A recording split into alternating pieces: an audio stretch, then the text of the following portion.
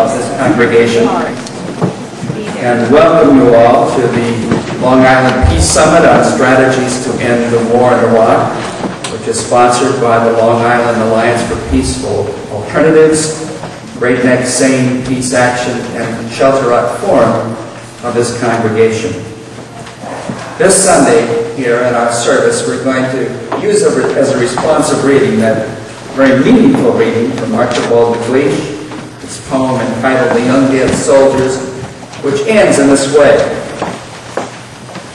They say, the young dead soldiers say, our deaths are not ours, they are yours. They will mean what you make them. They say, whether our lives and our deaths were for peace and a new hope or for nothing, we cannot say. It is you who must say this.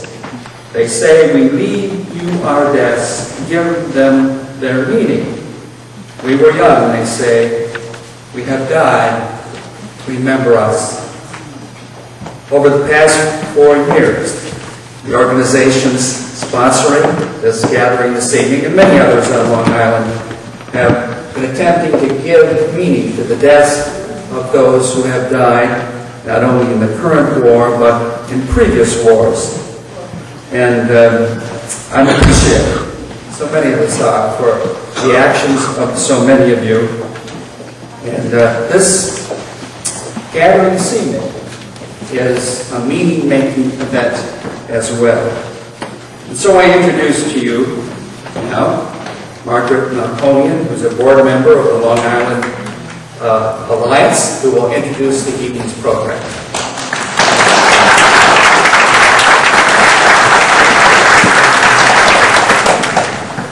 Thank you. And thank you for your patience about the line. And I do want to remind you to sign in after you have coffee and refreshments later on. I want to thank Reverend Paul Johnson for his introductions and Bert Napier for his support and for the UU Congregation Shelter Rock for their hospitality and support. Before we go into our program, I wanted to give you kind of a sense of what's ahead this evening, and that's why we were kind of anxious to start as soon as we could. We will have a keynote speaker, Leslie Kagan, who we've asked to speak for 15 minutes. The panel discussion will last for approximately 40 minutes. Each speaker has about 4 minutes. We have Stan Romaine here with signs, so we're going to be very strict with the speaker's time. There'll be a summary and a call to action, which should take about 5 minutes, and that should bring us to 9 o'clock, more or less. And that will be followed then by, there'll be an audience dialogue after the panel discussion. I think I left that out. And each of you will have a minute to also address the same questions that we asked our keynote speaker, our panel, and ask you to address is, with the work that we've all been doing with many organizations on Long Island, what more can we do? What more should we be doing? What are we doing? And have you addressed that same question? We'll follow that, as I said, with a summary, and then a reception and some informal conversation. I want to just begin by acknowledging who all is in this room and the years of faithfulness and persistent work for so many, for so long, who have worked in pursuit of peace and justice and their persistent resistance to war. Many on the panel, many of you in the room, 20 years, 30 years, 60 years, 70 years, and no one has given up. So I want to thank all of you for being here with us tonight. The director, Megan O'Hanley, who will introduce our speaker. And I want to just acknowledge her steady and strong work on tonight's program and our collective efforts that for more than 4 years have tried to end the war in Iraq. So Megan.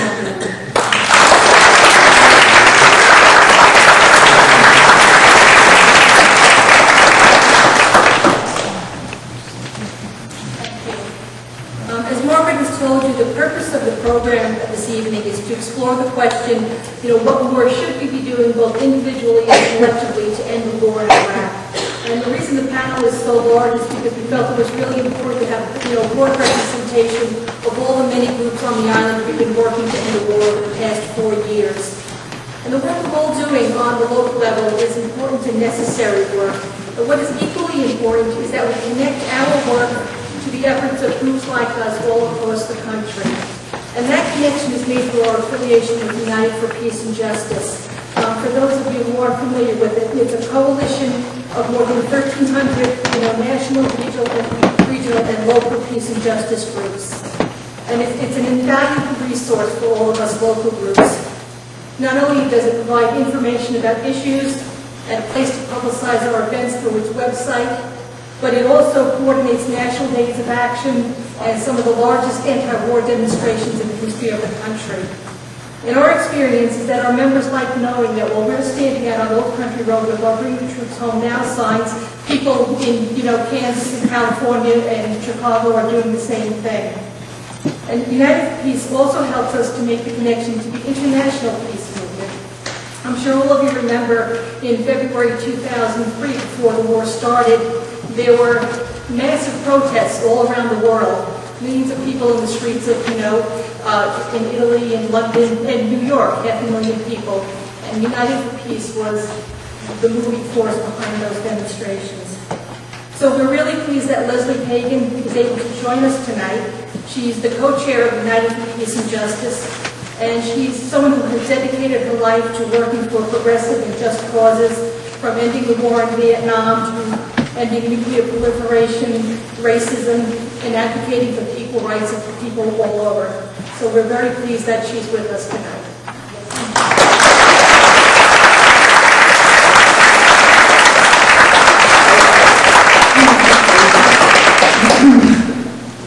Someone should give me a time sign before I go on, and I'm not. Oh, 1 minute left. Okay. Thank you. And in conclusion, well, as I was driving out here today, first of all, let me just thank the organizers of this meeting, this very important gathering here tonight, both for doing this kind of gathering and then also for welcoming me into your community. These kind of meetings are happening literally in every corner of the country. We are collectively faced with a tremendous challenge. What are we going to do? And the question really is, what will it take in order to end this war? If we can figure out what it will take to end it, that might give us a little bit of a roadmap as to what we should do in order to make that happen. So as I was coming out here tonight, I was thinking how fitting it is that this session is happening today. Today, when Congress caved, basically, and gave the president, the guy in the White House, gave him basically what he wanted to continue this war, and actually not to continue this policy which has been an utter failure right from day one, but actually to escalate it in terms of more troops going in there and an even greater commitment to this ongoing war, again, this war that never should have happened. Today, as that vote is taken, it's timely and appropriate that we try and take stock of where we are as a movement, what we need to do, what have we been doing that we need to build on, are there new things we need to do, are there new people that we need to be working with, all those kinds of questions. Let me just say, and I think maybe some of the other panelists will also in on this, is that the news from Washington is not all bad. It's pretty bad, but it's not all bad, in that something like 140 members of the Congress today voted no. And I believe, if my memory serves me right, that is the largest vote against this war that we have seen in some 4.5 years, almost 5 years, when really it was October of 2002 when Congress first gave the President the authorization he wanted to go to war. So something has happened. something's happened that led those 140 members to say no. And what has happened is you all. It's the work of people, and also my understanding is that every member of the Long Island delegation voted no. So,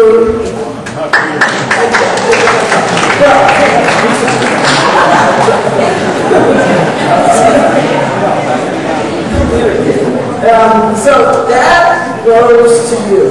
That's because of the work that you all have been doing. People do not go to Congress and just all of a sudden vote the right way. They do that because they've heard from the people who put them into the office. That's you and all the other people you work with. So I hope in that you feel good about the work you've done, even though the overall outcome is not good. There is no end in sight. I don't know how else to say it, right? But let's be honest with each other. Right now, there is no end in sight to this war. And yet we know that this war has to come to an end. It cannot go on forever. So the real question is, when will it end? And how will it end? And what do we do to move that process along? How do we help it end? Well, let me just say, if I had the answers to that, then you would all have your assignments right now, and you'd all be out to win it. Obviously, I don't think even we here collectively have the answer. We have some insights and some ideas and some things to work with, but we don't yet have the complete answer as to how we're going to make this war end.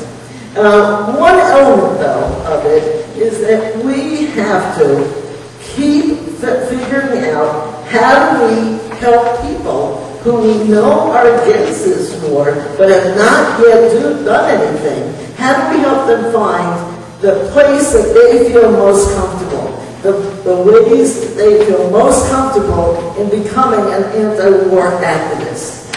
For some people, all that will mean is once in a while calling their member of Congress.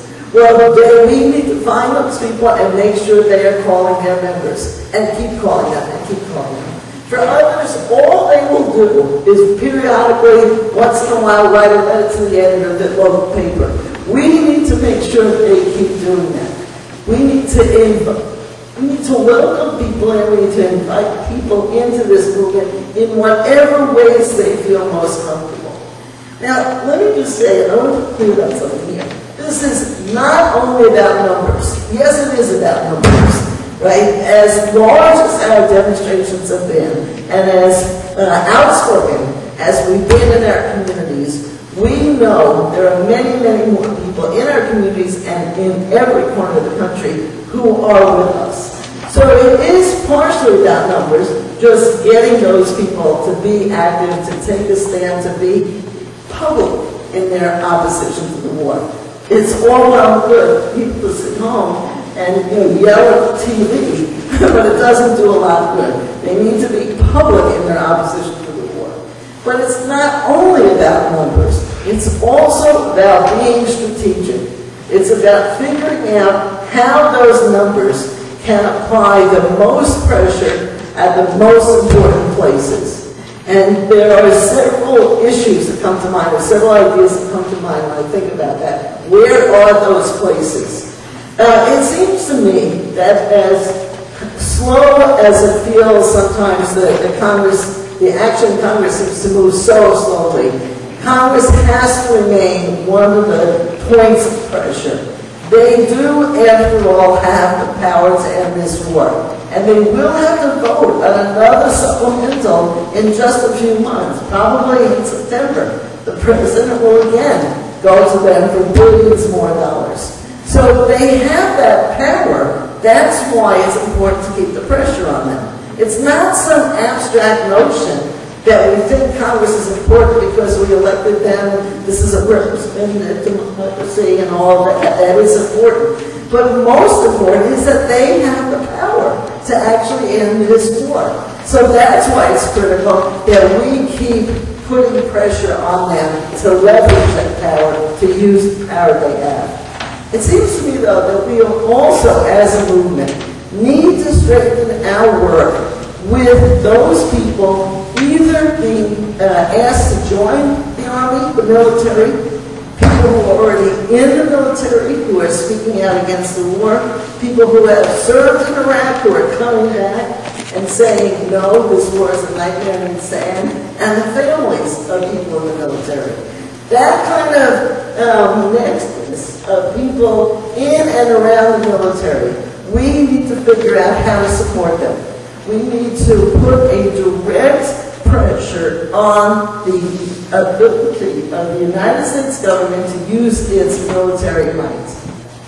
That means helping to slow down, if we can't completely stop, at least slow down the flow of young people into the military, and it means supporting those people who are very bravely beginning to speak out, and the more who are in uniform. And the more we support them, the more we'll see other people also speaking out. And that will put a tremendous pressure on the military as well. And I think that that's a very strategic area of our work that we have to figure out how to do and how to do better. The other thing I think we need to do is to go to the places, the institutions, the people that aren't automatically seen as anti-war activism or a location of anti-war activism and push them. For instance, imagine if there was a national campaign to get every governor of this country to say no more. We don't want our National Guards people serving in Iraq. We need them here at home. We don't want the tax dollars that the citizens of our state are sending into the federal government being used for this war. If all 50 governors were to speak out against the war, that would be a little unusual. We don't usually see things like that. If more of the city councils and local governments spoke out, and not just passed resolutions, but then actually went to Washington and put pressure on Congress and on the White House. If more professional organizations, a few months ago, the American Historical Association, a very prestigious academic association with a long history, for the first time spoke out against this war. If more professional organizations were speaking out, and again, not just passing a resolution internally, but then making that public, going to the media, reaching out to other professional organizations. In other words, and these are just a few examples that come to mind.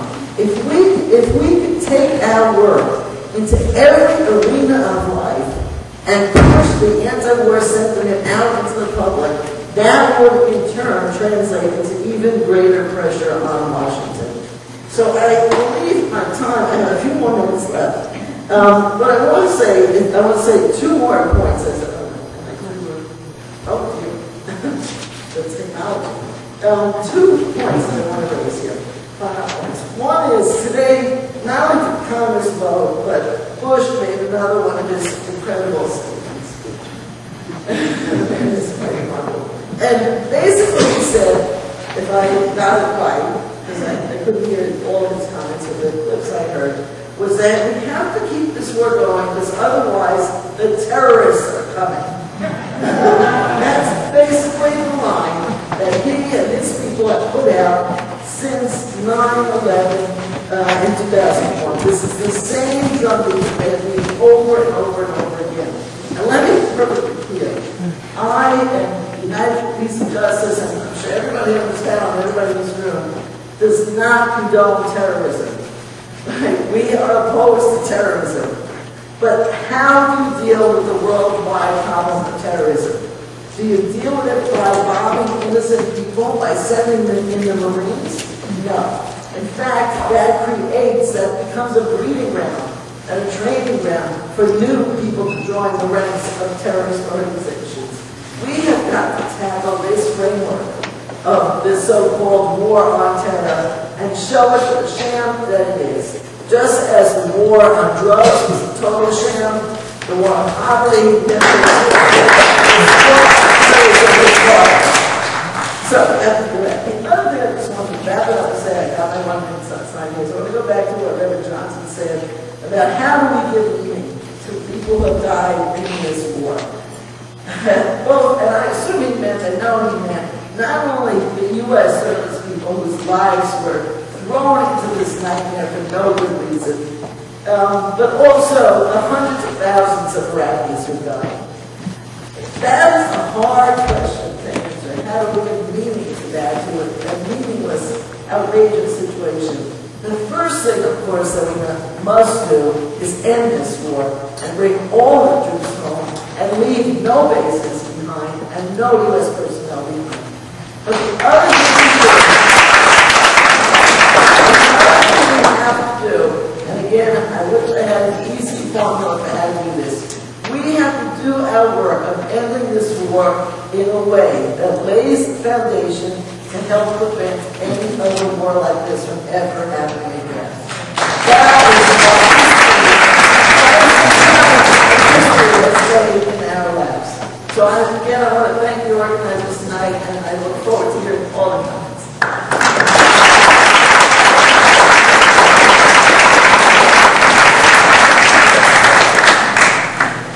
Thank you so much, Leslie. We've asked the panel tonight to address the question of what more we can do, what we can do better, how do we step up our efforts, what haven't we tried, what's most effective that we maybe we're already doing. And Leslie has begun us on that, within that conversation. Each panelist, as I said, has 4 minutes to make sure we have someone keeping time. So let me begin with our panel. And our first speaker is Sister Mary Beth Moore from House Christi, Long Island. And I'm giving short introductions. There's much more for all of the speakers that we can say. But Sister Mary Beth Moore, House Christi, Long Island.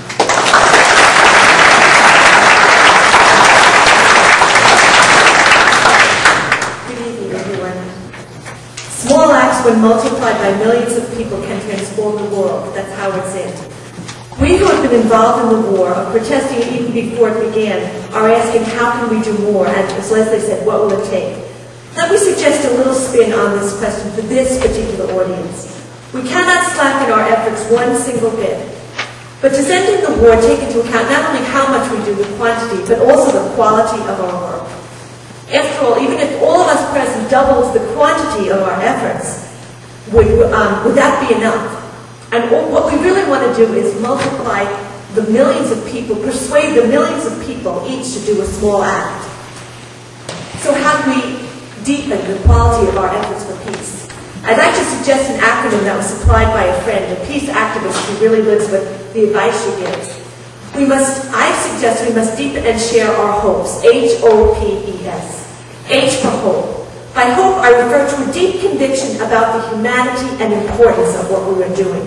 The hope that human beings are meant to do better than this, and that our work is rooted in a much larger movement that foresees a peaceful world, that is unwavering in its determination to make this world a reality, even if the task may be longer than our own lifetimes. H-O for optimism, a positive attitude that savors all the good that is happening in the peace movement, is able to evaluate our efforts, celebrate our progress, and admit errors and difficulties without laying blame. We don't want to take any energy for that nonsense. H-O-P, patience.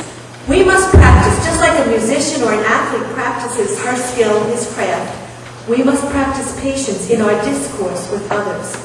We are committed, as author Robert McElroy states, to a true public argument that is civil, reasoned, critical, broadly penetrating of American society, and above all, moral in its nature and tone. We ought not to be afraid. We should educate ourselves and know the moral arguments against a war that we've been calling illegal, immoral, and unjust since 2002.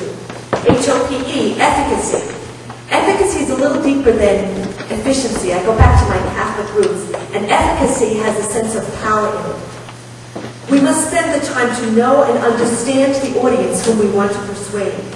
We must lay aside any kind of disdain and anger and approach in a spirit of friendship to launch our question, what will really achieve peace? What is the path to long-term security? And will you join me on that path? H-O-P-E-S, solidarity. We are many groups here, many traditions and gifts. Solidarity is not a buzzword and can never become so. Solidarity is the lived experience of our commitment to peace, that can overcome differences. Solidarity is the space we make in our hearts for all peacemakers all over the globe. And solidarity is the conviction that all of us here, all throughout the country, can pull together again and become a great and peaceful nation once more. Hold on to our hopes. That is our duty. Thank you.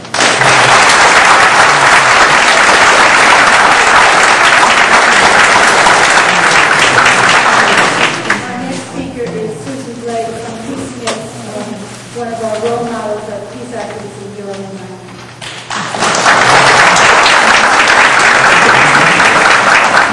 First of all, I want to thank Megan for inviting me. And quickly, if you don't know about Peace Smiths, we're on the South Shore, and that's the southern border.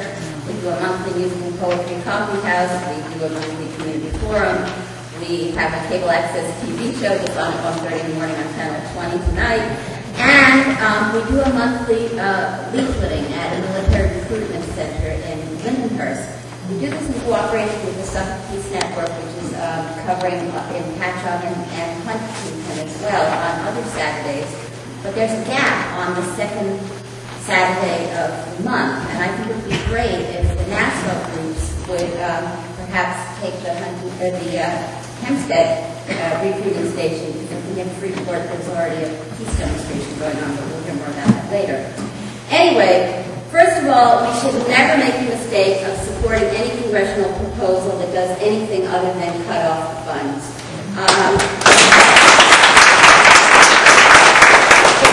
Look what we got. And these kinds of compromises are going to keep coming up, and we can't fall for them.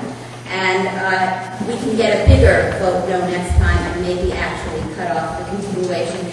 And even if we do succeed in cutting off the funds, what about the military bases that we want to leave there, and the privatization of oil, and the mercenary private forces that are there? We have to say all of this and use this opportunity when the theme of the meeting, we have a critical mass now of public opinion. Let's educate the public and bring them along for the stronger demands and the big picture. This is the time to tie together that we don't only want to end the war on Iraq. We don't want to bomb Iran.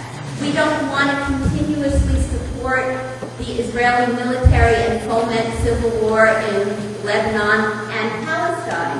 We don't want to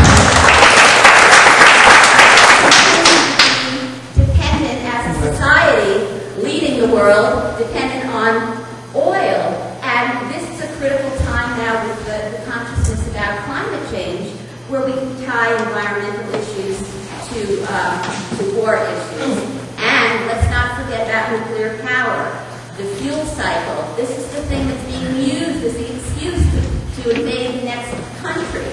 And that brings us back to our own issues of how the nuclear fuel cycle affects indigenous people here and around the world. What about torture? We're all so busy about trying to stop the war. I mean, they got us coming and going, but here we can talk about torture. Have we not done enough diligence on closing the SOA, H.R. 1707, the party has not signed on this year. We've been so busy, we let that go. It's time, with the public behind us, to repeal the Patriot Act. Principles of diplomacy, strengthening the United Nations, self-determination, and non-interventionism. Remember, cut the military budget, fund community needs. This is our long-time message, and this is our time when we can involve the public. We stop destabilizing other nations, maybe we can solve the immigration problem. So we're all exhausted, but we have to just keep doing, and don't vote for the one you think is going to win the primary. Vote for somebody who might actually articulate our concerns about the war, although I know percentage last I knew was still pro-Afghanistan war, or vote third party. But, let's use this time to be uncompromising and let the politicians do the compromising.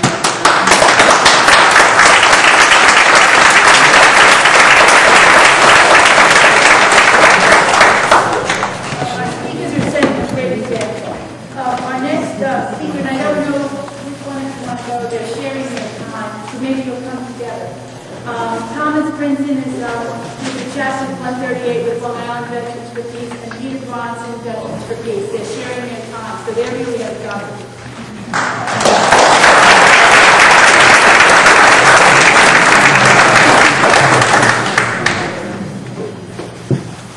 Good evening, fellow conspirators.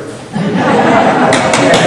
radical idea that we can achieve peace in our lifetime. That's a very un-American idea. That's unfortunately our nation has evolved over the last 250 some odd years. Starting with the first incursions of Europeans to our shores, we began genocide, eradicating the Native American people. And we continued with the black-skinned people from Africa through slavery.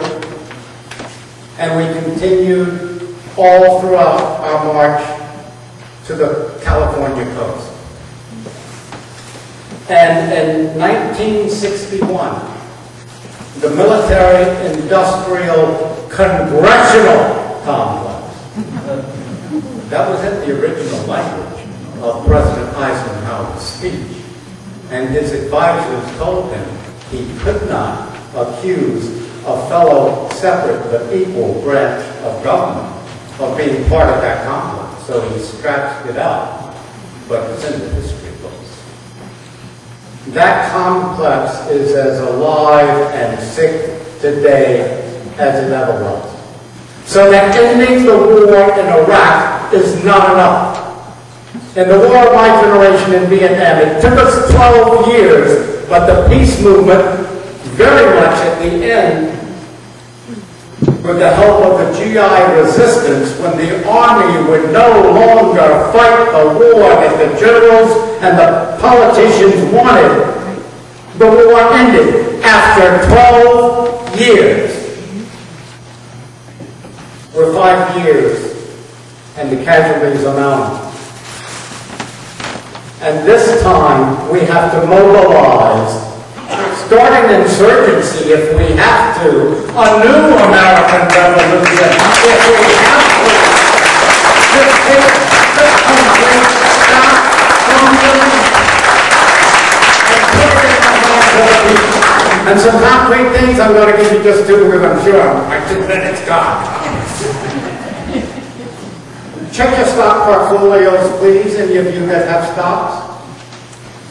To include your retirement benefits, and demand or sell off any stocks that you own or that your retirement funds own of the war industry.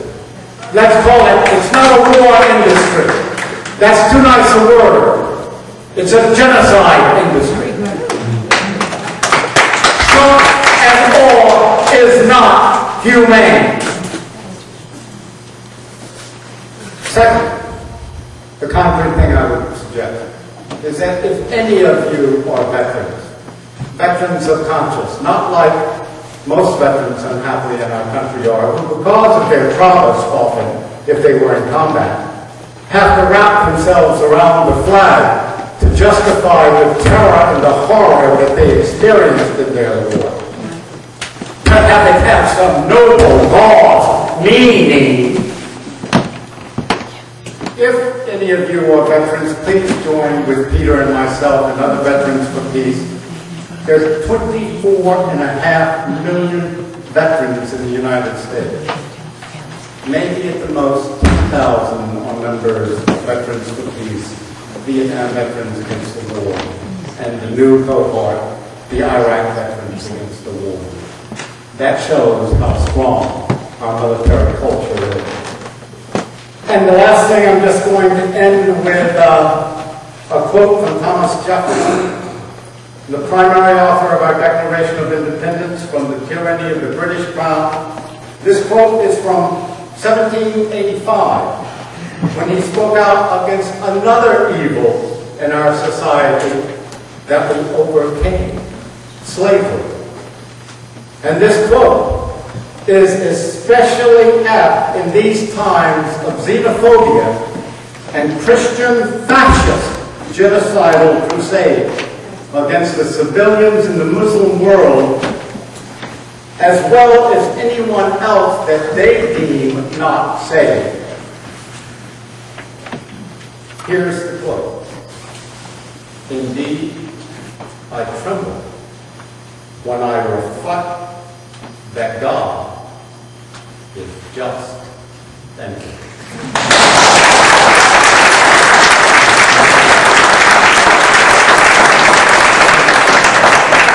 I want to thank everybody for coming. I'm just going to talk to you about some numbers. People think I'm in the race. These numbers that you see, on Monday, the number was 3422.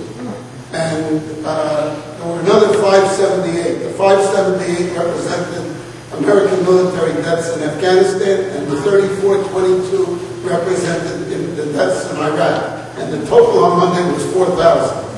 And that total has gone up. And one thing I would urge people to do, since according to Bill Moyer when he wrote in Doing Democracy, keeping the problem out of people's consciousness is a way of preventing anything from happening to stop what's going on. I suggest that everybody start wearing these numbers. So when somebody comes up to you and says, what is that number for on your hat, you can say that it's an entry into talking about this immoral war. And the other thing I thought as I was preparing my 2 minutes was, in the Veterans for Peace chapter in New York City, we've had a particular problem since the Israeli attack on Lebanon in August. Our chapter's been pretty split about what to do about it. And we've been doing some work around the issue, and we feel that there's a need, and I think it applies very much to Queens and Long Island. There's a need to bring people back to the peace movement who were there in the 60s, who are not there now.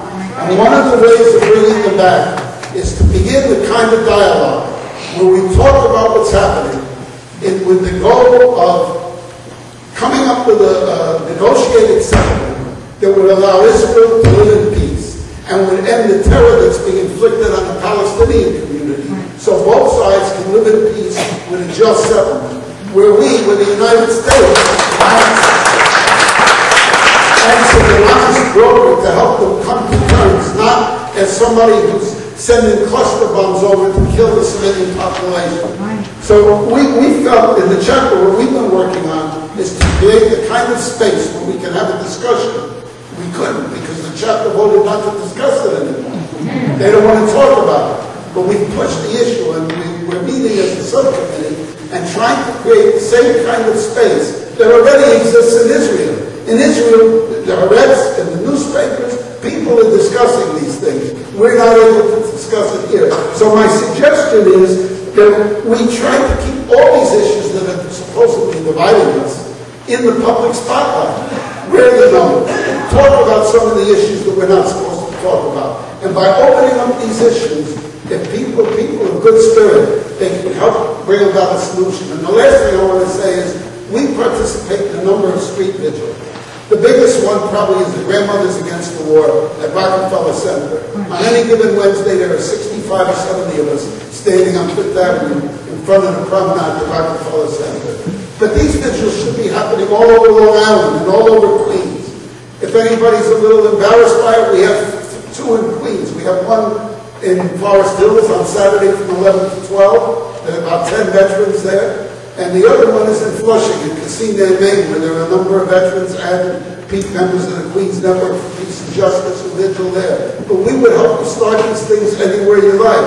But the more people see people on streets with signs protesting the war, it's a way of getting the public to try to turn against this awful war. Thanks very much.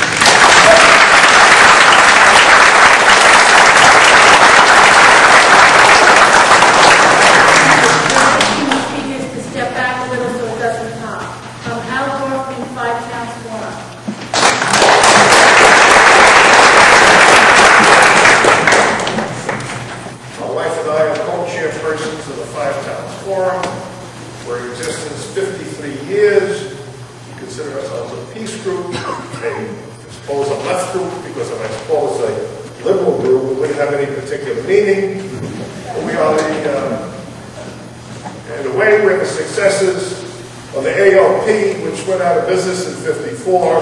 The like-minded people, ALP for the young people, is the American Labor Party. When it went out of business in '54, like-minded people wanted to stay together, and we're still at this time. We meet at the Hewlett Woodmere Library. We have a speaker 10 months a year. We have a weekly vigil in front of the Freeport Post Office, Saturday, 11 to 12:30. And we have speakers, for instance, this month we had the first secretary of the Cuban delegation to the United Nations. Next month we have Ray McGovern, a former analyst for 27 years with the CIA, who has turned his back on the CIA, returned his medals given to him by Bush I, and considers the Iraqi war nothing but a contrived, perjured intelligence to falsely justify the Bush invasion. In any event, I want to address a couple of, I thought, more practical things. I would frankly de-emphasize the emphasis that we put on the press and the other media. We don't control them. We'll never control them. We distort ourselves and we misuse our time when we spend all that time thinking, how are we going to impress the media? What should we have in the sign? Can we control the sign? I would suggest to those in the peace movement not to literally forget the media, but demystify it. They're no different than any other aspect of our society. Murdoch, we're not going to convince. And Murdoch and other Murdochs represent the great majority of the media. Okay, I would emphasize that. And I would also emphasize that we show some courage. You never hear the word Afghanistan. There's no difference between Afghanistan and Iraq. There's no difference. There's no difference between Afghanistan and what they did to Jean-Bertrand Aristide in Haiti. There's no difference between that and what they did in Grenada. There's really no difference, except it was at different times between Iraq, Vietnam, and Korea. It's all the same problem. And one of the biggest problems of the peace movement is, of course, the issue at hand is the most important thing. But if we don't educate our constituency, we begin from the beginning every time there's a new issue. So when the Vietnam War ended, we lost a good part of our constituency. The Iraqi War begins. We had to begin, to a certain extent, all over, except with certain individual academics and others, but not the massive constituency that we had. I think we should be less careful. We're frightened to bring up certain issues. One of the issues, we don't know what to say about Afghanistan, so we just forget about it. It's okay for them to die, it's okay for them to bombard. And I think we should take particular note of Last Week's Nation magazine. It was entitled Hillary. And I remember I wanted to do some business at a party, and he said to me, Al, if you get together with that guy, you lay down with a dog, you get fleas. And I would suggest you lay down with Hillary, you get fleas.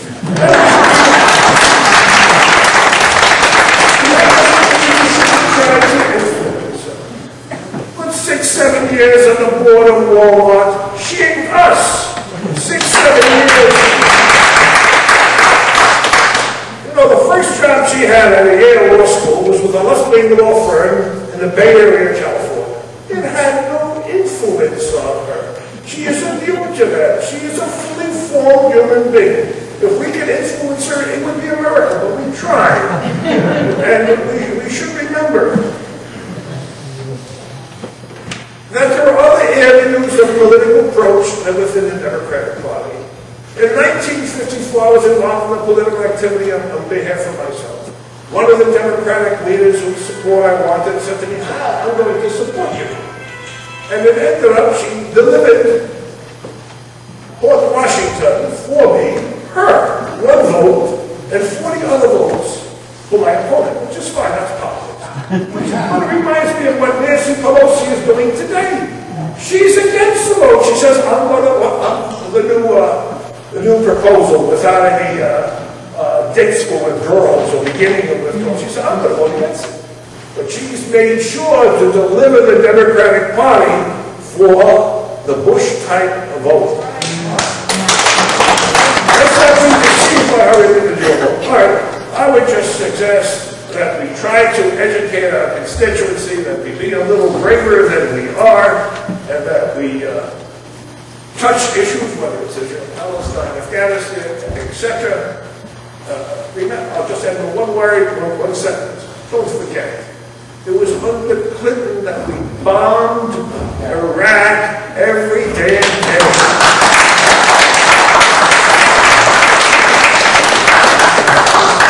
There is the same baloney reason.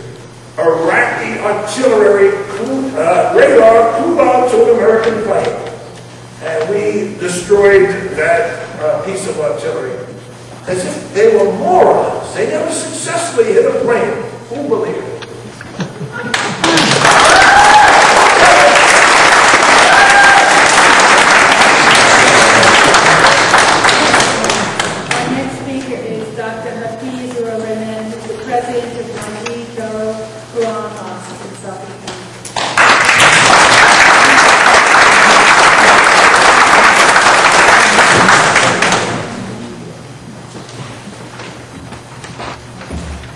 Assalamu alaikum.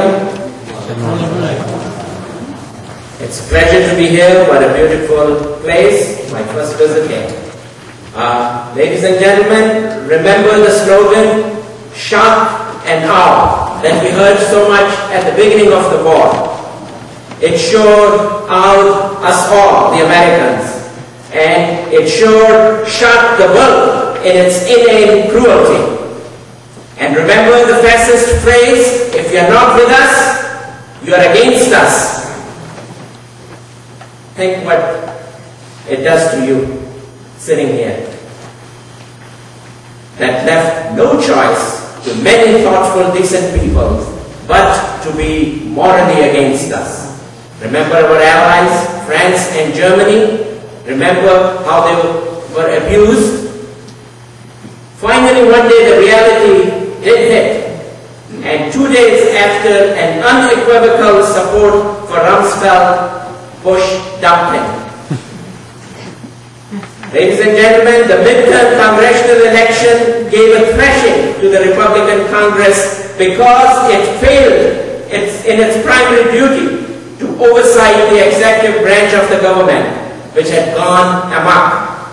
The electorate should have sent that message 2 years ago.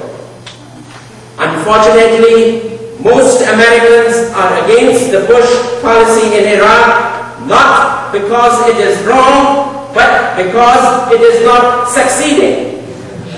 Unless we understand the invasion of Iraq was not only unwise, it was immoral, it was based on lies, we cannot formulate a welcome of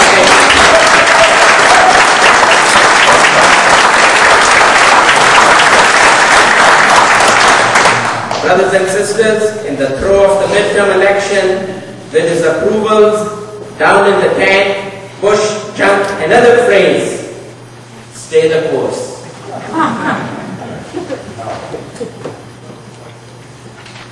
What has the slogan, if you're not with us, you're against us, done to an ordinary Iraqi? It has made him an enemy of America. Remember the celebrated destruction of Fallujah and the many more smaller cities, while the world watched in horror, dropping of 1,000-pound bombs in densely populated areas, killing of more than 100,000 innocent civilians. Remember the horrible pictures of Abu Ghraib, which became the poster of the Bush dark crime torture.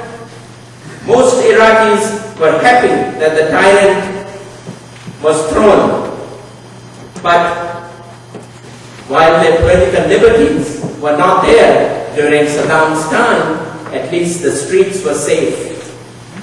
If they kept quiet, they could have a reasonably good livelihood. Now, the living is a nightmare. And Bush keeps trumpeting that we are fighting terrorists in Iraq so that all the killing is done here to keep us safe here. Iraqis are listening intensely. They now realize that Iraqi lives are expendable in the Bush doctrine. It's time to learn from recent history. Defeat of an immoral policy is better than following the corrupt policies to endless wars. Had we not been defeated in Vietnam, we would still be winning next week, 2 weeks, 4 weeks. The same lies are being told to us today. Brothers and sisters, American prestige, the defeat in Vietnam liberated us and the Vietnamese too. And we found new way to grow, prosper, and even become friends. The failure is evident to all who can reason.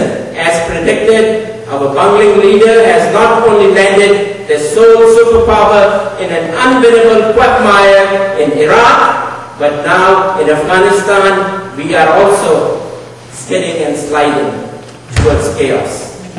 Listen to another Bush slogan. Failure is not an option. That set needs to be sent to the junkyard also. It simply means victory at any cost and at any cost. This should be, in a moral democracy, unacceptable. We need to stand up for our morals and our values and say that hundreds of thousands of innocent lives lost through a policy that kills innocent civilians and creates more terrorists, it's too high a price to pay. No, we will not be a part of this immoral, mindless travesty. The obvious is very clear. This carnage cannot continue. We need to stabilize the surrounding governments there, Iran, Syria, Saudi Arabia. They already have gotten together a few times.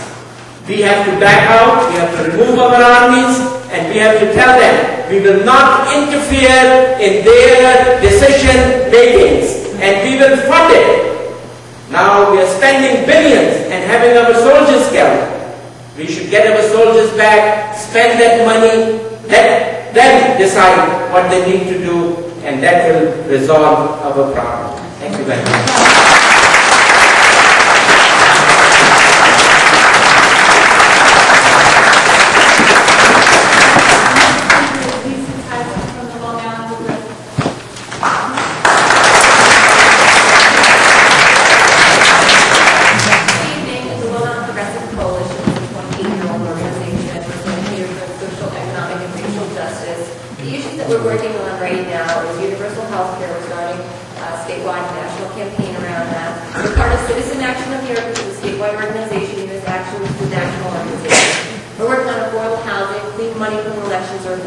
Education and global warming.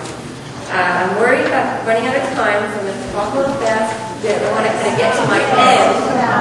So I'm going to get to my end first, so I don't miss that part. So this upcoming next Thursday, there's flyers outside. We're going to be holding a press event outside of Congressman Peter King's office. Yes, we've done a lot of them. It's a great place to do a protest. And the concept of this is clergy and congregation members speaking out against the war. We are not doing this alone. There's organizations all around the country doing the same event. So because we're part of a national organization, we always try to do things around the same time of the week or within 1 or 2 weeks, and that's how we build power across the state. My time's up already? I didn't know that.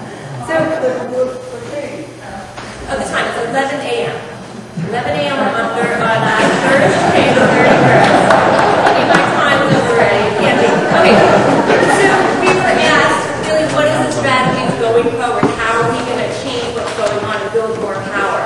And, all polling says Americans are against the war, Americans are against the war. But as you see here, and everyone acknowledges, not enough Americans are doing anything about it. They might be sitting home and talking to their partner, oh, the war is wrong, but they're not getting off their butts and doing any actions, and that's what this is about. We have to have action all across the So how are we going to do this? So Long Island Progressive Coalition, we have a recipe for success. Recently, we ran a campaign statewide with our affiliates at International Europe around education, public education. And we ended up changing the state aid formula to be based on needs, not a matter of who is your senator, which is how money for education has been distributed. And how did we do that? What we do is we buy a voter list. We have a target, a political target. You have to first figure out who is the one who can give you what you want. You buy the voter list. And you do volunteer phone banks to call people and identify through a script. You know, hi, I'm calling from Long Island Progressive Coalition. The war is going on for a long time now. Are you against the war? And all of a sudden you have the name of someone in the district that you can start turning out for events. So you do enough of that, you have a huge list of people to turn out, and then you start doing phone banking. So you try to get them involved in calling other people. You also do door-to-door work, which is extremely effective. Friends and neighbors lists. Putting together a list of all the people you know, all your friends, all your neighbors, and then reaching out to them. So, I mean, there is a way to do this to really turn out more people. It might be considered smoke and mirrors to your elected officials, because all of a sudden you're getting thousands of phone calls and thousands of handwritten letters, which are really effective to those elected officials.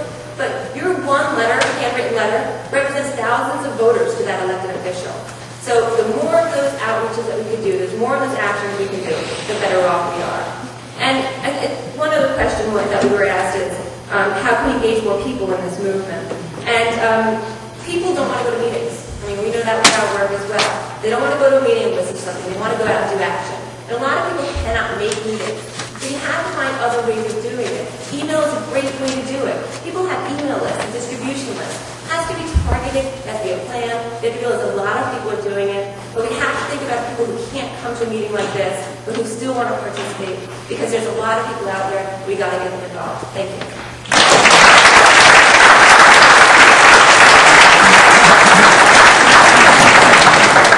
Next speaker is Drew Neely. He's with the Military Family Speak Out.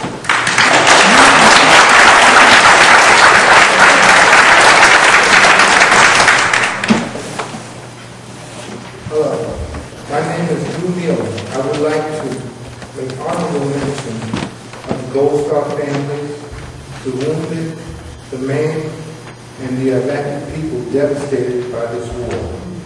I am a member of Military Families Speak Out. We number 3,500 countrywide. We are one group of concerned family members with someone in the military. Our group at this time is participating in a coordinated grassroots campaign to educate the public about the issues of defunding the war. We hope with the help of others to press Congress to use their constitutional power of the purse to redirect the money being used to extend the war into money used for our troops' safe return home. We hope to accomplish this in two ways. The first we call direct, by writing of letters, postcards, and phone calls to the offices of the congressional persons. The other is indirect, grassroots rallies, vigils, marches, and letters to local newspapers. We also have a regularly teleconferencing training group to develop talking points on new and changing issues as new and changing issues arise. Our organization feels we can be most effective by putting a face on the pain, suffering, and impact on the soldiers and families. To aid in this, we use the tests and reports that truly reflect the wages being paid by all those affected by the hell of war. We say continue what is working, amplify what is working. Let us better coordinate our efforts by lending support and joining in similar issues to build our numbers at events. Let us look for similarities to further our cause instead of dissimilarities that separate our effort. Let us show we can bring our troops home by funding the soldier, not the war. Every day Congress fails to use their power to end the war, another 3 more families suffer the loss of a loved one. Countless Iraqis died. Congress has the ways and the means to end the war. Let us give them the reason.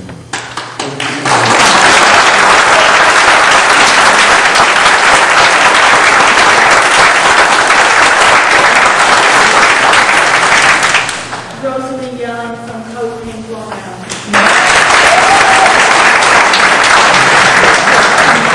Good evening. I'm going to speak quickly too. Move the mic down. Better? Okay. Although the questions for discussion have been mulling around in my head for some time, when I finally sat down to put my thoughts to paper, it was Tuesday evening after news of the big sellout had reached my inbox. I think it's clear that whatever our strategies have been up until now, and however successful they may have been, we will have to do better and work harder, but never give up.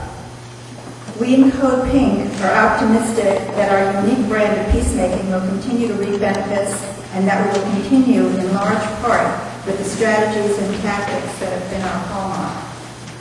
First, a short introduction for those of you who may have missed the phenomenon that has been Code Pink over the last 4+ years. Code Pink is a women-initiated peace and social justice organization formed to end the war in Iraq, stop new wars, and redirect our resources into health, education, and other life-affirming nonviolent action, street theater, and other outrageous acts of rebellion. It was Code Pink who infiltrated the Republican convention with our anti-Bush slogans, prompts, and costumes, who appeared all over New York City with our pink split bush regalia and literature, who dropped banners from Senate office building balconies, and who just a couple of weeks ago interrupted the Gonzales Senate hearing wearing orange prison jumpsuits and black hoods and holding signs that said, "I have nothing to hide except the truth," and resigned. An action that gained us national coverage, including a photo in the New York Times. And we have been effective both in D.C. and in the local districts, where our tactics gained us votes and allies like Representative Jane Harman, who in the short space of several months attributed her 180-degree change of heart and her vote for the McGovern Amendment to Code Pink activists in her district. On the agenda for the coming months, National Code Pink will be putting energy into organizing in the key primary states in order to favorably influence the presidential election. We will be focusing our lobbying efforts on newly elected Democrats who won on a peace platform, who have not yet delivered, and working with Grassroots America and other peace groups to effect a successful swarm on Washington. This summer, we will hold trainings for women activists from all over and week-long camp programs at the D.C. Code Pink House, teaching them how to more effectively lobby, engage in media, etc. Here on Long Island, despite the visible focal points for our actions and events, and the mostly non-presence of our national legislators, Code Pink has developed some strategies and tactics that have worked. Our very successful International Women's Day celebrations, co-sponsored by the Cinema Arts Center, where we have provided a forum for peace activists and filmmakers to provide education and consciousness raising for some 250 women and a few men through film and discussion and lively and irreverent entertainment. Okay, I'll finish up. What can we do better individually and collectively? For one thing, I think we all need to be more of a constant presence in congressional offices around Long Island. I think we need to turn up the heat with occupations and civil disobedience as other activists have done in D.C. and around the country.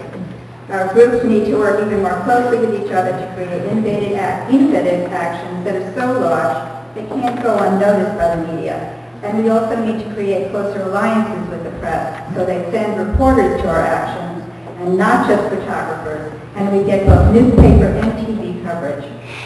Last but not least, I think we should all plan to go down to D.C. in droves this summer to haunt our legislators until they hear us, and the majority of Americans. Code Pink will welcome you with open arms and some really neat costumes.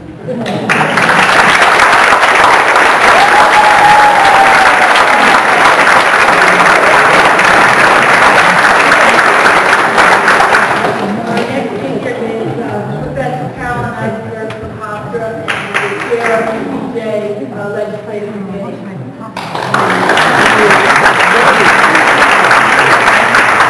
Okay, so I'm wearing two hats and I got to do it for me. Hat one, I am a professor. One opportunity I have is I teach American foreign policy. Is that I get to talk to non-peacenik kids every single day. That's what my job is, have those kinds of conversations. And so in my first hat, I just want to relate the beginning of my introductory classes that semester. So I started the classes the way I always do. How many of you have friends and relatives that are in Iraq or Afghanistan? And I would say right now we're talking about predominantly white, predominantly middle-income Long Island kids. I would say 80% of kids have their hands in the air. They have friends and relatives over there now. And then I say, okay, so, little exercise. A Martian has come, and the Martian wants you to tell them 5 facts about the Iraq war. Put it on paper. Panic in my class. Most people can't get to 3. Professor, I don't know about that stuff. I don't know what to say about that stuff. 3. So then I say, well, what about your cousins? What about your friends in Iraq? Are you folks, you all have your hands up. Do you not communicate with these people? Oh, yes. I talk to them every day. Okay? But that's different. That's my cousin. You're talking about politics. I don't follow that. There would be, if I had $1 for every time I had that conversation, I would double my hostel salary. The second half, there's an underlying logic here. Bear will tolerate this. Okay. I have 4 points to make about Congress because I work with USPJ on legislative work, and we've been working like crazy right now. 4 points. 1, Congress has to end the war. Bush won't. Not now, not ever. Maybe we'll have a better president in 2008, but that'll take us to 2009, and not any president, not a Democrat or a Republican, will act on end this war if Congress doesn't pave the way. Because this war is a hot potato. And the American defeat in Iraq, and we really need to take the measure of that, this defeat in Iraq, this disaster will be unprecedented in its gravity. And there is no one person in America who's going to take responsibility for ending it. We have to take responsibility. Congress has to take responsibility. Second point, Long Island is crucial. Why? Because we have 2 of the most influential senators in the country. Some of you have heard this. One of our senators is running for president. The other is setting strategy in the Senate. I would bet my shoes that Senator Schumer played a key role in the collapse of the Democratic leadership in Congress this week. Between them, Senator Schumer and Clinton are setting the tone for their party. And while we've had some success in making them accountable, we have a long road to travel. Also, the Long Island delegation. This is Russians who are talking like maniacs. But let's just take a moment first, and I don't want this on my time, to give a round of applause for ourselves. For the first time ever, Israel, Ackerman, McCarthy voted against funding for the war.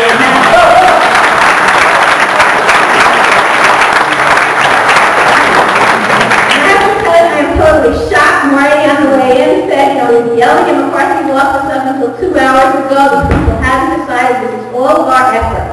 But we know they didn't decide until a few hours ago. And up until a few hours ago, these kind of people have been a drag on the Democratic Party. They are holding the party back. They have prevented the party from mounting effective opposition to the war. We should absolutely thank them tomorrow morning. Finally, I haven't called to say thank you ever. Call them and say thank you, but we know this is the first time, and we really have a good job in solidifying that. Point 3. We can influence these people. We can influence Schumer and Clinton, and we can influence our Congress people. Schumer is a bulldog on Gonzalez. We need him to be a bulldog on this war. But for that to happen, we have to mobilize the thousands of Long Islanders who are not represented in this room. The folks like my students and their families, we have to get them into motion. These folks are not happy with the war. Across my semester, I hear students say the same sentences. My boyfriend is back from Iraq. He's different now. My friend is stuck there. My brother says they don't want us there. We have to find a way to translate those sentences into politics. We have to find a way to make that alienation a source of real pressure. And if we can bring that anger, that alienation, that upset that is festered all over Long Island now, if we can make that a political force, Senator Schumer, Senator Clinton, all of our representatives, they will be bulldogs for peace and they will do what needs to be done. But we have to mobilize that strength among ourselves.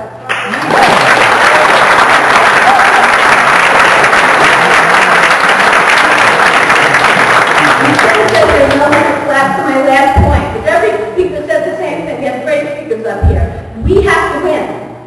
We have no choice. This crazy president has set the Middle East on fire. And responsible citizens across this country have to turn the direction of this country around. We need to do it for the sake of the Iraqis, for the Iranians, for the people who live in the Middle East, for our soldiers that are trapped over there, for the safety of our country, and for the well-being of future generations. We can't be so angry. We can't be so discouraged. We have to win. Thank you.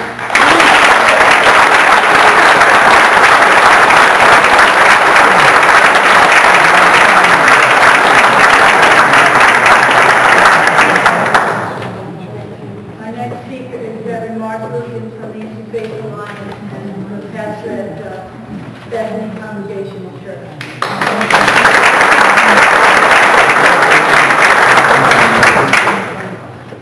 A pastor, a pulpit, a 4-minute time limit. That's God for miracle. I think we all agree that, except maybe for the White House and I don't know, maybe Joe Lieberman, the one thing that just about everybody seems to agree on these days is that the war is a mistake. And I think Joe, when he comes out of his meditation, he's going to be good. But you know, and I know, that this war is more than simply a mistake. And it's more than just a boondoggle that was poorly conceived and incompetently carried out. It's more than a colossal waste of money, though its cost could have eradicated world hunger several times over. And it's more than a stain on our national honor or an excuse to erode our civil and religious liberties, even though it is all of those terrible, terrible things. Because more important and central, more important than any of those things, this war is, like all wars, above all else, an orgy of death. A bloodbath that every hour of every single day is taking the lives of real human beings. Real young men and real young women from our armed forces and those of our allies. Real Iraqi civilians, real women and real children, real people of the nation that we supposedly went in there to liberate. Fathers on their way to work, mothers trying to take care of their children, farmers and teachers and cab drivers and merchants and all kinds of real people simply trying to make a life in the cities and the villages of the war-torn lands of Iraq and Afghanistan.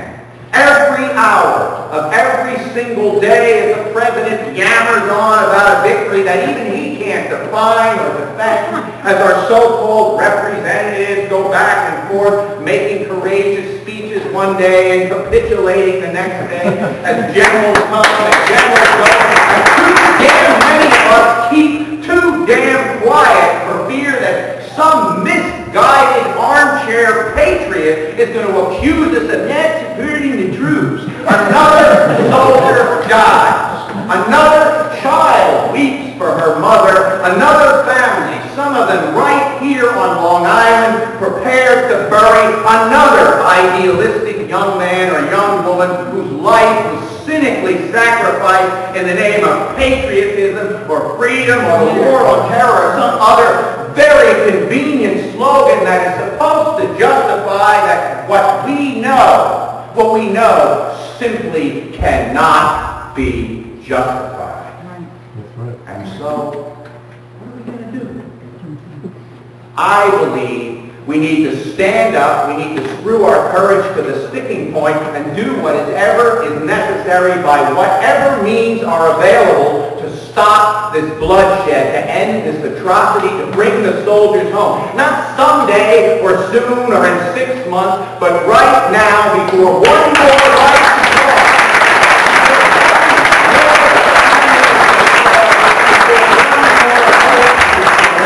is lost.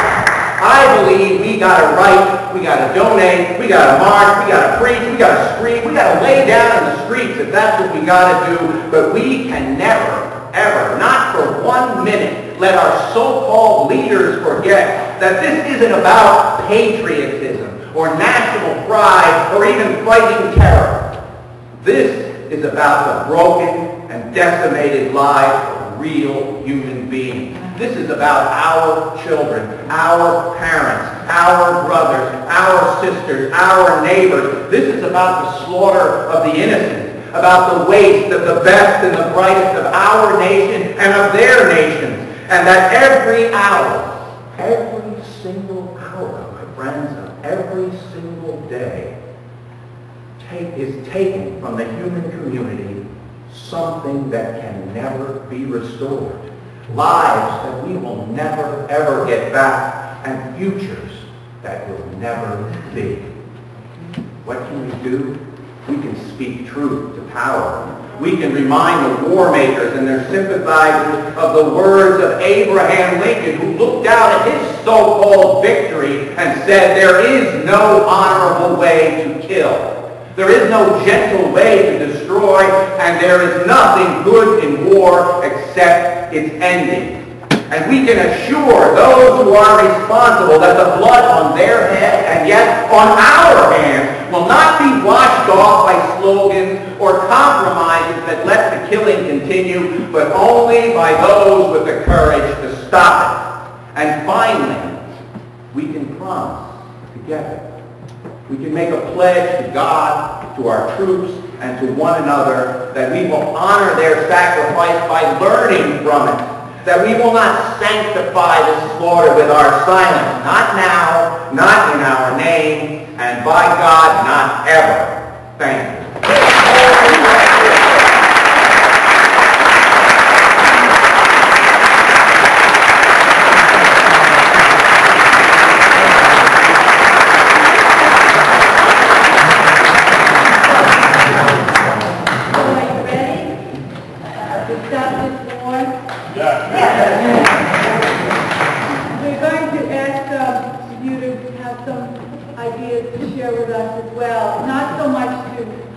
Comments or to ask our panel questions, but more to give us ideas, even though so many have been presented this evening.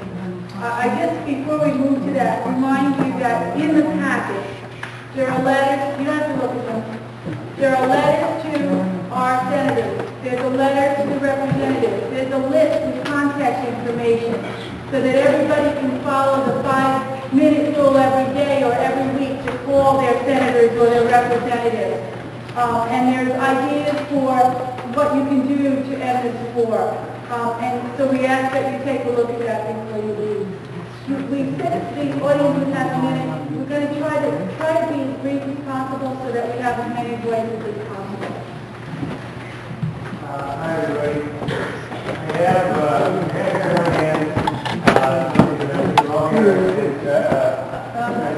I just want to no announcements, meetings, or things like that. The material, you can have it, people can hand them out.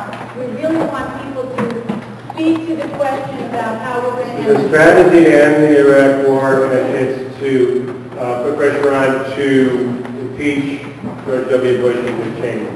To keep it alive, very briefly, in the rules of the House of Representatives, there is something, there is a means whereby any citizen, any single citizen, can file what's called a memorial petition. One person can call on Congress to impeach any federal official. It's in their own homes. And this can be done. I have 30 of these. I hope folks will come by and see me afterwards. It needs to be notarized.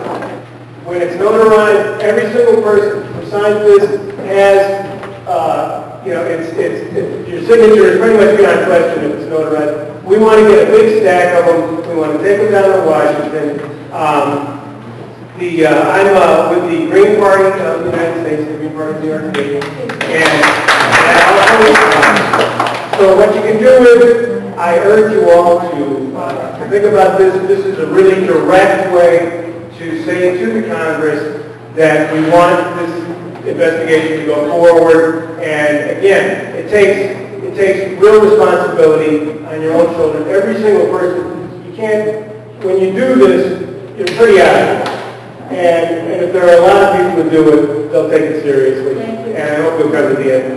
Yes, hi, my name is Mara, and I represent here the Long Island School of American Work.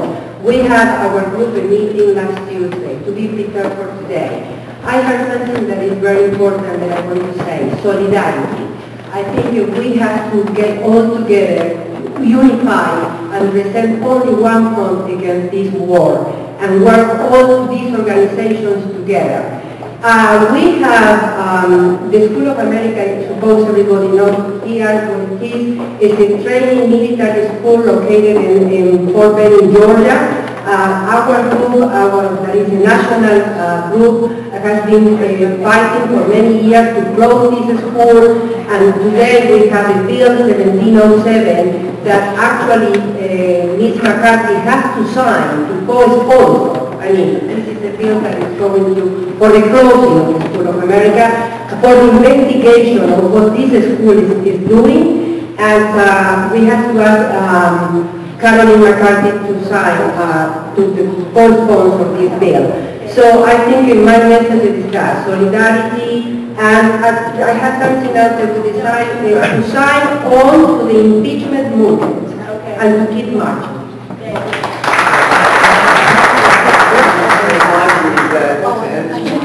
Let's go back to the original sin. We've been given 2 hours and no one's talking about 9/11. I think we need to discuss what really happened on 9/11. I'll give you a few quick things.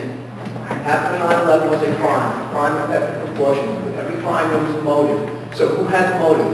19 guys with box cutters who hate this cause for freedom, or the Project for the American Century, whose members include Dick Cheney, Donald Rumsfeld, Paul Wolfowitz, Scooter Libby, and Jeb Bush. In September 2000, they published this document, Rebuilding America's Defenses.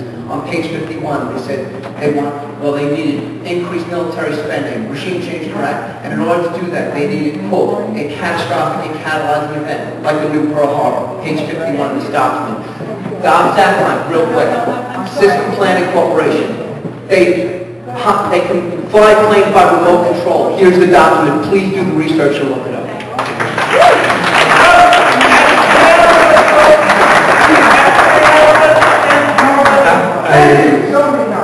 I was thinking what's the difference between the peace movement now and the one that ended the war in Vietnam. One, there are 2 legs missing or a little bit short in the peace movement. One is the resistance of the soldiers, we cannot do anything for that. The other is the student movement, the campuses. It's evident. Here, look at the audience. We are losing the students. If we have to get to the professors that are progressive in order to mobilize the students, but we should do that because the government will be very afraid if the campuses start again. We don't need another Kent State, but we need the students.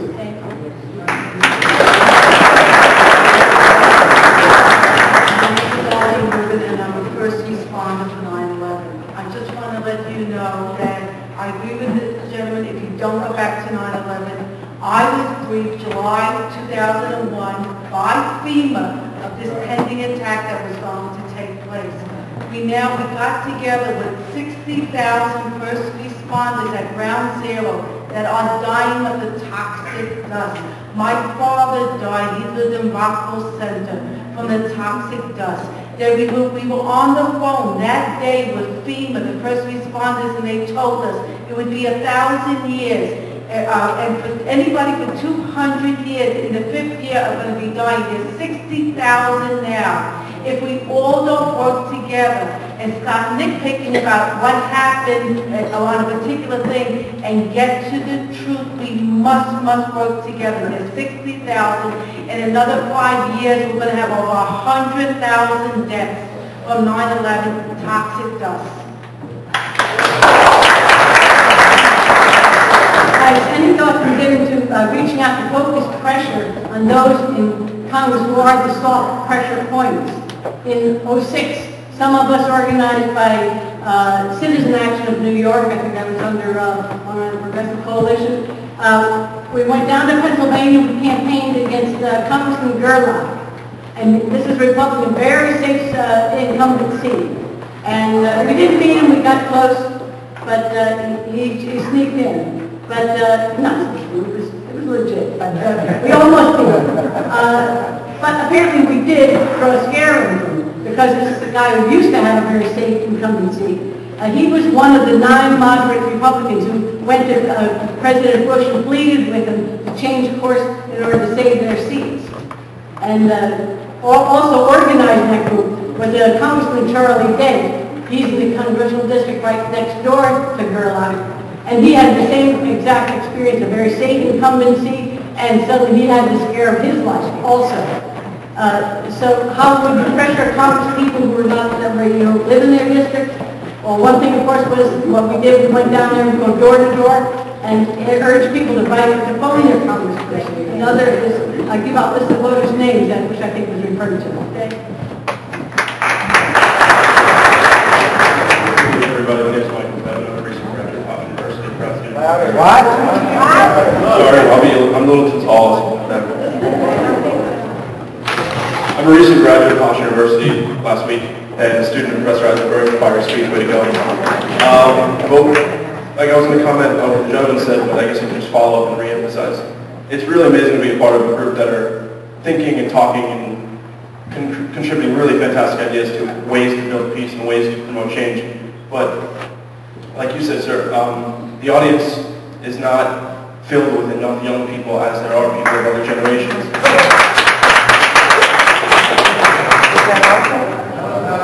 Oh, that's my idea. There are campuses, I can think of 20 college campuses with at least one progressive-minded student enough to affect change on that campus. Howard University just had its Day of Peace on May 9th, the last day of classes, where over 300 students came out and celebrated peace and just coexistence in general. We didn't call it end the war, it was more of a peace movement of coexistence. But what I want to tell you is, do you have children, do you have grandchildren, do you have neighbors, do you have cousins, do you have nieces and nephews? Bring them, talk to them, challenge them to think. Students like to think if you teach them how to question authority. They don't have any inspiration unless you give it to them. Please tell your children, grandchildren, neighbors. Thank you.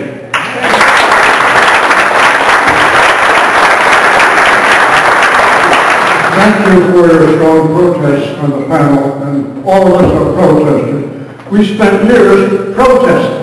We have to think of something beyond protesting, such as a new social, economic, and political system, because the one in which we live now is evil and criminal and murderous and has no intention of changing. And how can we get them to do so?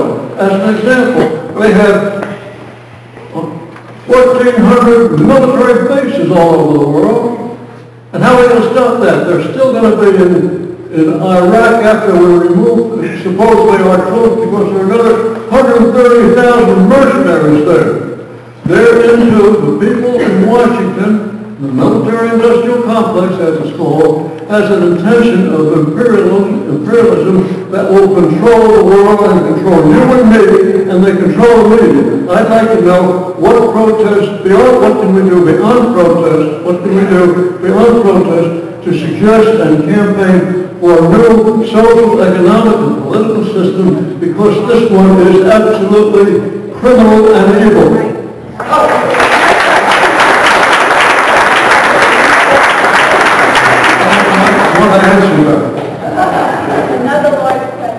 I might get a chance of, as someone who also teaches at Hofstra, I want to celebrate Michael Femina, who was also my student. I think someday all of you will have a chance to vote for him for Congress. And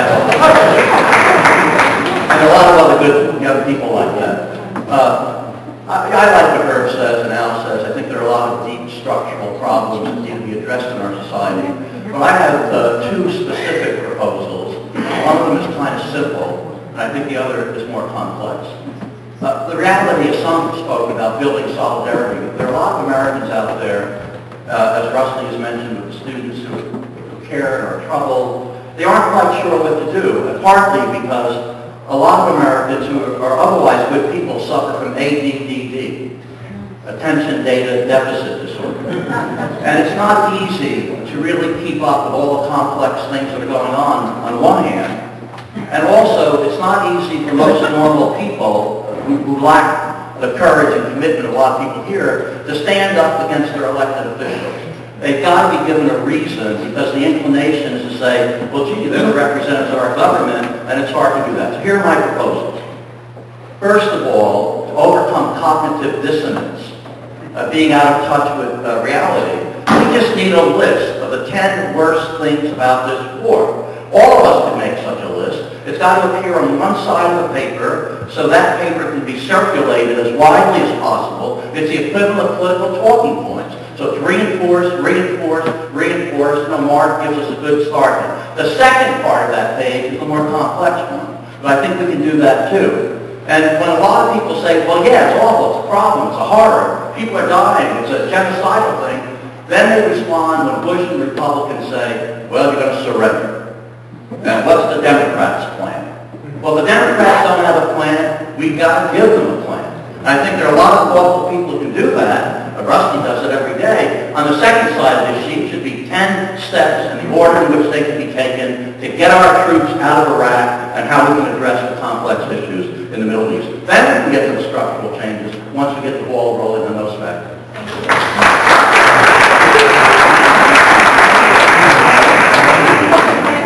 The last four of you to be, so that we get you to be very, very quick, because we're talking cake.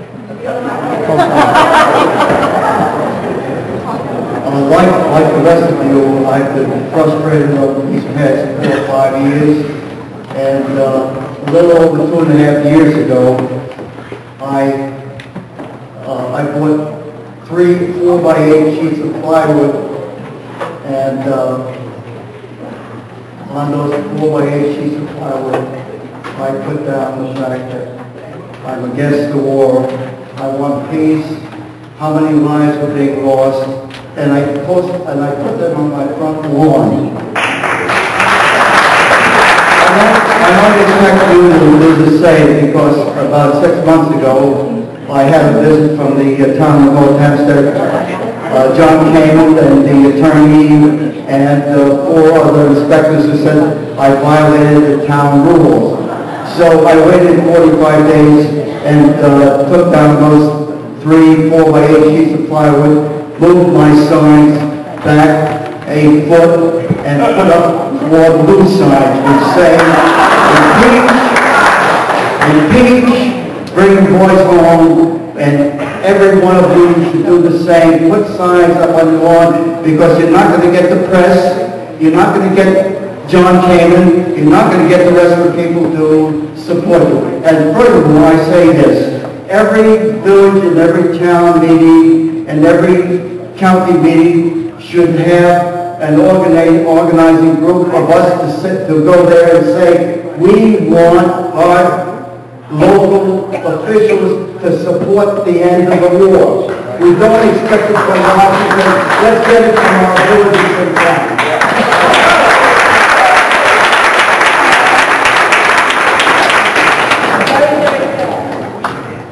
The panel gave examples of that.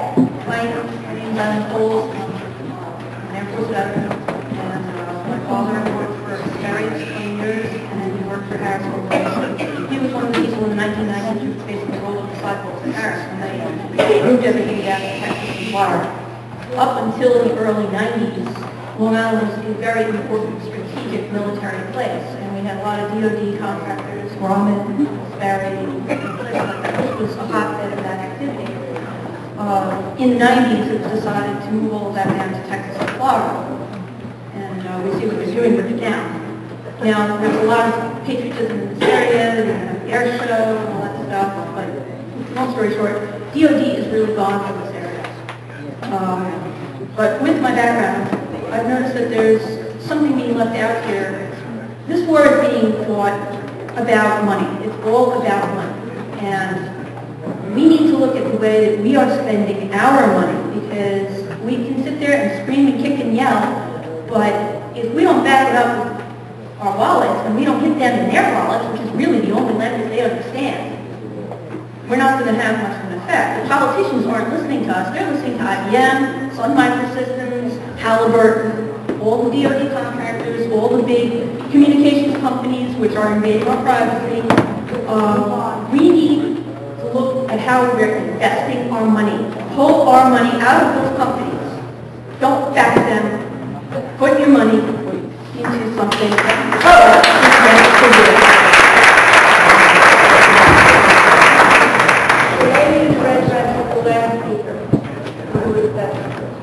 I really have to be conscious. Greetings, everybody. My name is Ed Weinberg. I must tell you that I am 77 years of age, and I've been a liberal activist for 60 or 70 years. I've been involved in numerous liberal organizations. I noticed the letter that was prepared, the form letter that was suggested that we send to our various congressmen and senators. An excellent idea, and I will do that also. I want to go one step further.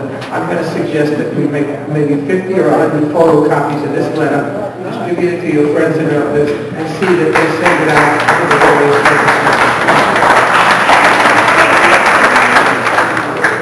Hi, my name is Kimberly Wilder, and I have quick things that are mostly compliments. I just want everyone to know that Tom Brinson is a poet, and poets are really good on the platform, and I'm so honored to be a poet.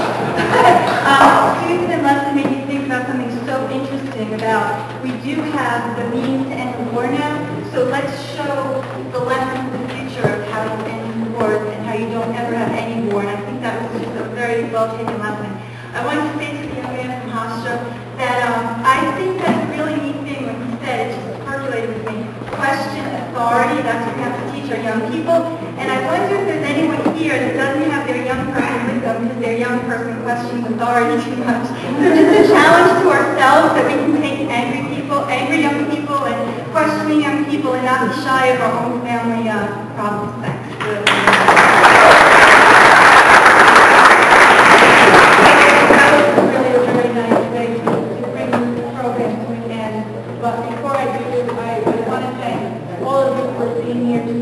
I want to thank you for knowing that you're going to send those letters out, that you're going to get 5 friends to send, that you're going to make calls, that you're going to look in the packet and see the Long Island clergy and religious call to end the war, rather than you're going to get your clergy person to sign on to that, and you're going to send it back to us as well.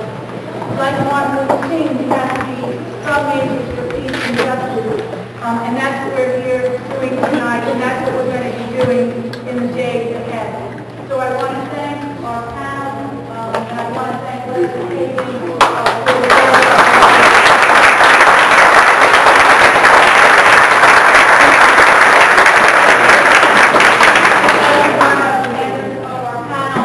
because they represent the diversity of the community here that we live in, and the company that we keep together tonight and in the days ahead. So thank you very much.